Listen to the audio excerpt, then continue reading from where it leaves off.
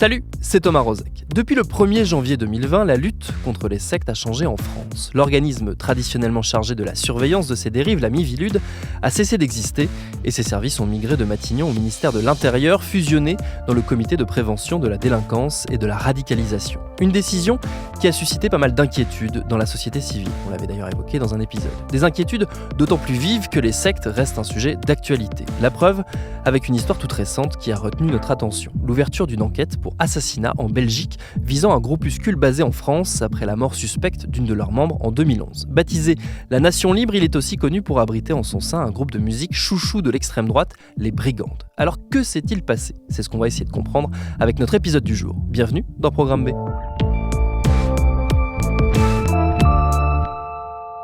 Notre invitée pour en parler, c'est ma consoeur Nolwenn Le Blevenec de l'Obs. Elle suit ce dossier de très près depuis des années. C'est elle qui a révélé la première l'ouverture de l'enquête en Belgique. J'ai commencé par lui demander de me raconter qui sont les Brigandes.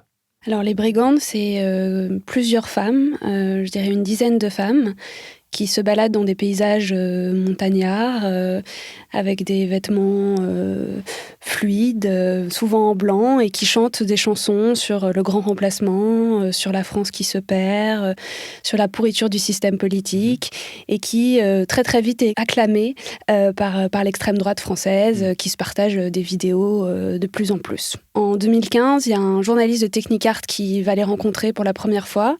Au départ, on pense que c'est juste un groupe musical, il y a juste ces images qui sont certes un peu bizarres, mais bon, pourquoi pas. Et puis lui va passer, c'est le premier journaliste à aller les voir, il passe 24 heures avec eux, et puis il en revient avec l'impression que il plane quelque part, qu'il se passe quelque chose de bizarre, qu'il faut une sorte de mai 68 à l'envers. Il voit bien qu'il y a un personnage qui est un peu central, qui est grand seigneur en peignoir, qui en fout pas une dans la maison, mais il va pas jusqu'à dire que c'est un groupe sectaire, je sais pas pourquoi. Il constate juste que c'est une communauté un peu étrange. Et alors là, ça suscite à ce moment-là la curiosité de plusieurs journalistes, notamment celui de Rivarol. Qui est un journal d'extrême droite qui lui s'intéresse à, on va dire, le côté, va se poser la question de la pureté, la pureté idéologique d'extrême droite des Brigandes, pas exactement le même questionnement. Voilà, alors je sais plus exactement comment Jérôme Bourbon prend contact avec Annie Clovinfos, qui est une ancienne de la secte, qui est une repentie, et qui décrit très très bien ce qui se passe à l'intérieur, et des choses qui sont difficilement vérifiables, des messes noires, des pièces qui m'ont pas été montrées. Et donc il y a ce papier de Rivarol qui, après le papier de Technicart, prend le contre-pied et qui dit ce qui s'y passe est vraiment, vraiment très très bizarre. Moi, j'avais déjà commencé à insister pour venir après le papier de Technicart, et au moment de celui de Rivarol, je continue d'insister pour venir. Et comme j'insiste suffisamment, ils acceptent de me recevoir 2 jours en septembre 2016. Et alors, qu'est-ce que tu vois, qu'est-ce que tu découvres là-bas ? Déjà, c'est où ? C'est pas très loin de Béziers, de la Montagne Noire, c'est à la Salvetat-sur-Agou, c'est à l'intérieur donc d'un village. Il y a un bâtiment principal, qui est un grand bâtiment en béton vert, et puis il y a plein de petits îlots. Tout le monde n'habite pas dans le bâtiment principal. Je pense qu'il y a une histoire de hiérarchie, mais voilà, c'est ce que j'ai compris. Certains sont éloignés, d'autres approchés, de Joël Labruyère qui habite dans le bâtiment central. Donc je vois un groupe très sympathique, mais donc tout est bizarre. Alors moi j'observe le bizarre sans savoir ce que c'est, puisque bien sûr moi on me prend pour comme un dîner de cons, quoi. Ils sont là pour s'amuser avec moi, donc pour pas me dire ce qui se passe, pour me dissimuler des choses. Donc moi ce que je constate, c'est juste ce qu'ils n'arrivent pas à dissimuler, parce que l'organisation fait que c'est pas possible de le dissimuler, parce que c'est trop important pour eux peut-être. Et donc, je constate que les femmes sont toutes dans la cuisine, c'est les hommes qui me reçoivent, que c'est toujours la même personne qui est à la droite de Joël Labruyère dans les repas, que c'est toujours la même qui se fait humilier, que des thèmes de conversation reviennent en permanence, comme le suicide du temple de l'ordre solaire. Joël Labruyère parle beaucoup du 11 septembre, des Juifs, de la franc-maçonnerie, enfin, espèce de thèmes récurrents comme ça. J'ai vraiment l'impression qu'il les aborde 15 fois par jour, quoi.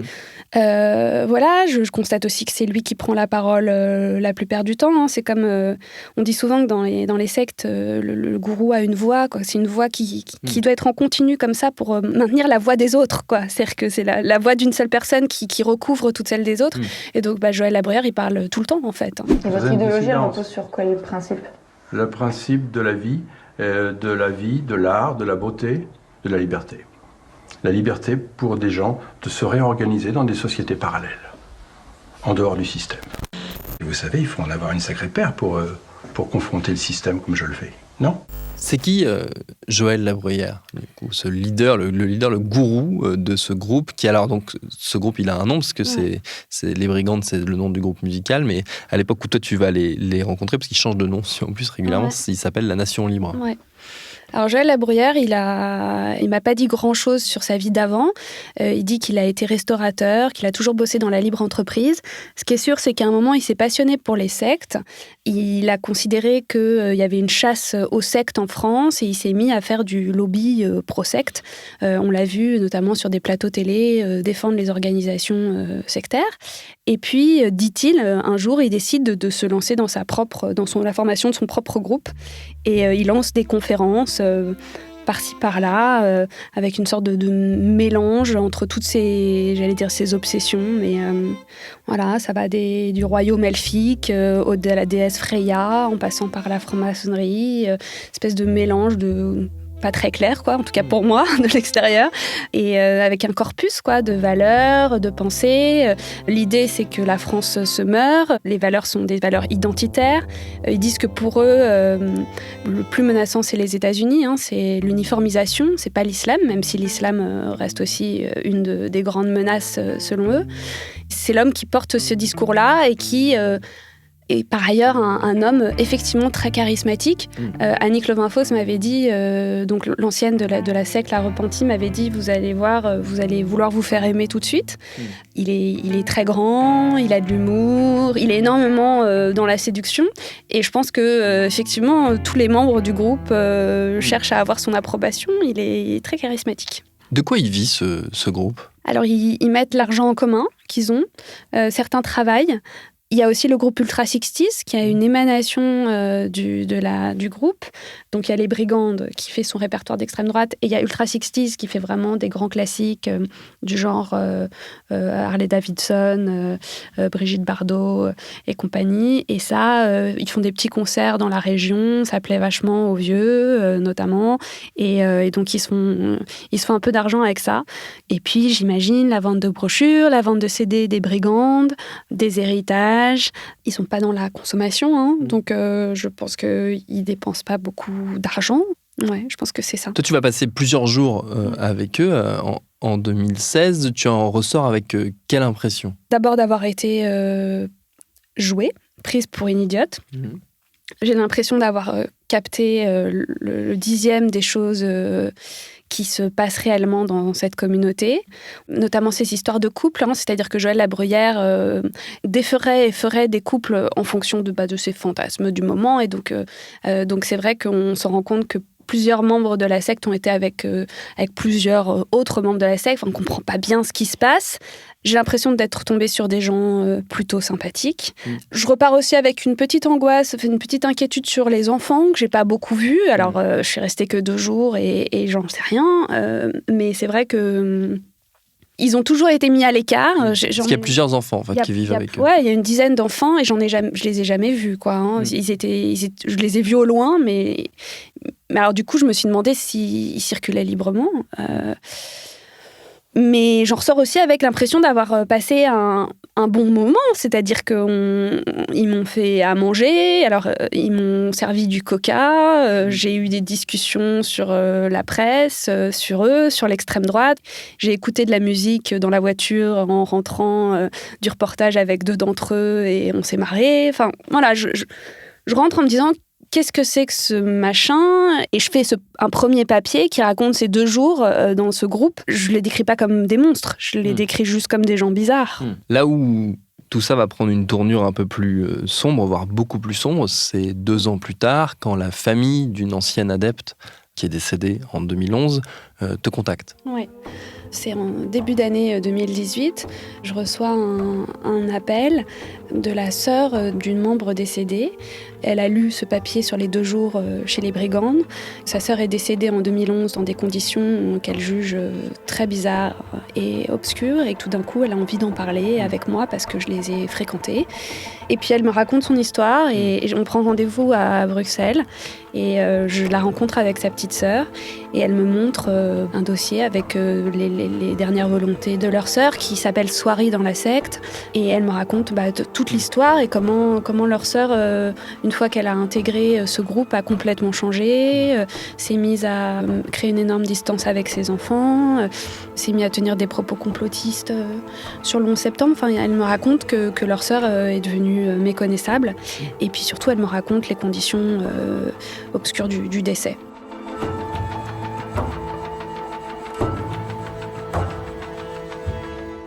Qui c'était cette femme, Soirée ? Elle avait 39 ans quand elle est décédée. Selon ses sœurs, c'était une femme qui avait beaucoup de personnalité, qui était très entière. Mais alors du coup, ça se manifestait au sein du groupe comme vraiment... on la considérait comme complètement fanatique. Et c'était une femme qui visiblement se lançait avec passion dans des projets qui n'aboutissaient pas. C'était une femme qui élevait ses enfants, qui les aimait énormément, mais qui s'était éloignée, qui avait voulu les faire grandir au bord de la mer et qui avait certainement ressenti à ce moment-là une grande solitude. Et donc c'est une femme qui, un jour, assiste à une conférence de Joël Labruyère en Belgique et qui décide à ce moment-là de rejoindre la communauté qui habitait en Normandie à l'époque. Elle va tomber malade. Elle a un cancer de l'utérus. C'est difficile de savoir quand les douleurs ont commencé, en fait, parce qu'elle avait une maladie des intestins. D'anciens membres me disent qu'elle a commencé à se plaindre du cancer, de douleurs, en janvier 2011. Elle est décédée en octobre 2011. Est-ce qu'à l'époque, ces douleurs-là étaient confondues avec sa maladie initiale ? Est-ce qu'elle savait déjà qu'il y avait un problème et elle n'a pas voulu aller se faire dépister ? C'est pas très clair. Ce qui est sûr, c'est qu'à l'été 2011, un diagnostic est posé, qu'elle a une tumeur au col de l'utérus avec un envahissement local, qu'une opération est programmée fin août. Mais en fait, ça se passe pas comme ça. Elle décide de renoncer aux soins, à l'opération, à la chimiothérapie et de se laisser mourir. Est-ce qu'on sait si la communauté, le groupe sectaire auquel elle appartient, a joué un rôle dans cette décision de ne pas se soigner ? Alors ça, c'est l'enquête qui a été ouverte qui le dira. Mais ce qui est sûr, c'est que Annie Clovinfos, qui est une ancienne adepte de la secte, elle décrit un rôle très important dans le choix de Soirée de se laisser mourir. Pour Annie Clovinfos, le groupe ne tolère pas les soins médicaux. Bon, ça m'a été confirmé par un ancien membre qui m'a dit qu'effectivement, aucune transfusion sanguine, aucune interaction avec la médecine. Sur le cancer, il y a même une brochure qui fait référence, qui dit que le cancer est lié à des rayons interscopiques. Pour ce groupe, le cancer, c'est quelque chose qui est lié à son histoire, contre lequel on ne peut rien faire. C'est pas une maladie organique sur laquelle on peut agir. Voilà. Après, Annie Clovinfos dit que c'est Joël Labruyère qui a décidé et qu'il lui a proposé de se lancer dans un jeûne mortel de 40 jours qui a duré un peu plus de temps. C'est ce que raconte Annie Clovinfos. Avant de décéder, elle va se marier, Soirée, avec un autre adepte. Et puis elle va aller s'installer en Belgique. Quand décision aurait été prise que Soirée décède à la suite d'un jeûne mortel, tout se met en place, une organisation se met en place. Et la première chose à faire, c'est de la marier, pour notamment que la secte puisse prendre en charge toutes les démarches administratives. Et donc, elle va se marier avec un homme qui s'appelle Alexis, qui est un ancien membre, un ancien amant. Et donc, ils organisent un mariage. Et puis, une semaine plus tard, elle va dire au revoir à sa famille, à la mère. Elle est déjà en train de jeûner, hein, elle boit uniquement.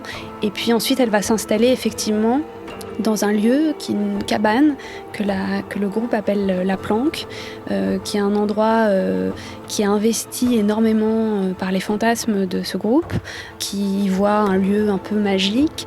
Ils disent qu'en contrebas de cette cabane coule une source d'eau qui est celle de la déesse Freya. Et donc, il se passe pas mal de trucs dans cette cabane. Il y a des nuits de noces, il y a des accouchements, tout ce qui doit être de se passer à l'écart de la maison, dans des conditions un peu secrètes, se passe là. C'est sur les hauteurs de Dinan. C'est un endroit un peu, moi je trouvais un peu louche.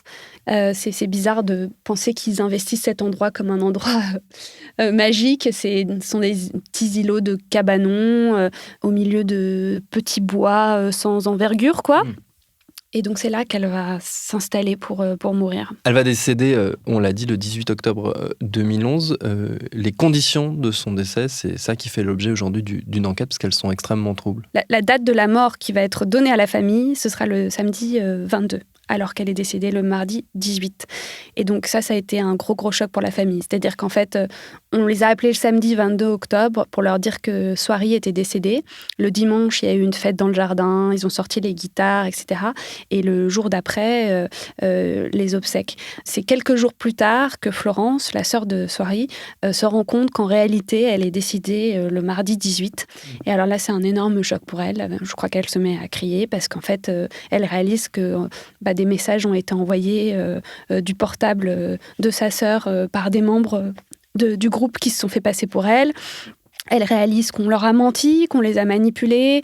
Son grand frère est passé voir sa sœur à un moment et on lui a répondu qu'elle était en promenade, qu'elle était allée se balader. En réalité, elle devait être à l'intérieur de la cabane morte.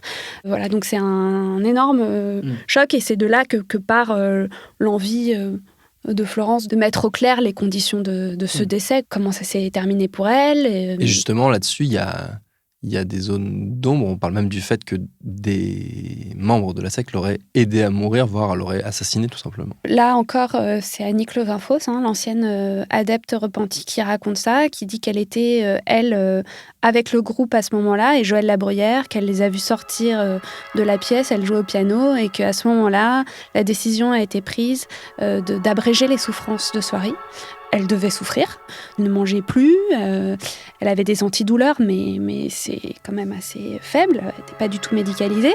Et donc, l'enquête va aussi essayer de déterminer ce qui s'est passé dans ce cabanon avec ces 4 femmes qui veillaient Soiry. Est-ce que, effectivement, comme le raconte Annick Levainfos, 2 d'entre elles sont venues l'aider à partir. C'est l'enquête aussi qui déterminera ce qui s'est passé. Après, sur les 4 femmes, il y en a une qui est encore dans la secte, une qui l'a quittée, qui a disparu de la circulation, une autre qui est décédée.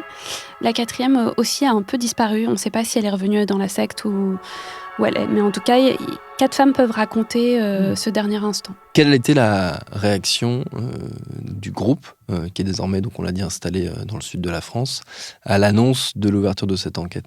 Un des trucs que moi je constate, c'est qu'ils vivent de fantasmes, et notamment de ceux de Joël Labruyère. C'est comme si les fantasmes de Joël Labruyère se répercutaient sur tout le monde.